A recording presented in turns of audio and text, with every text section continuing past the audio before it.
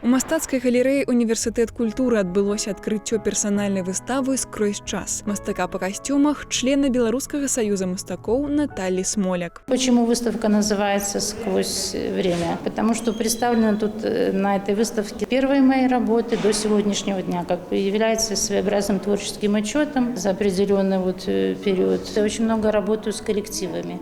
У меня 150 коллективов, для которых я разработала костюмы в самых разных странах. Их всего 15. И Россия, Польша, Украина, Германия есть, Франция, в Америке есть даже одна работа. Выстава падзяляецца на 3 часткі. Сцэнічныя касцюмы, створаныя паводле гістарычных касцюмаў 16-17 стагоддзяў, касцюмы, распрацаваныя па матывах беларускіх народных строяў і вяселляў 19-20 стагоддзяў. Трэцяя частка экспазіцыі складаецца з эскізаў, а таксама фатаграфій аўтарскіх касцюмаў. В данных костюмах, конечно, это мои авторские. От начала до конца я стараюсь выполнять сама на 95%. Это полностью моя, включая ручное ремезное ткачество. То есть на ткацких станках ручных я сама выполняла эти ткани.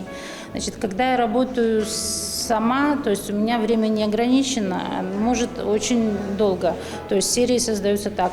Одни костюмы потом дополняются через время. Я обращаюсь еще, возвращаюсь, еще делаю костюмы. Выстава «Скрозь час» знаёміць наведвальніка з гісторыяй беларускага народнага касцюма. Пабачыць усё на ўласныя вочы можна з аўторка па суботу да 15 снежня.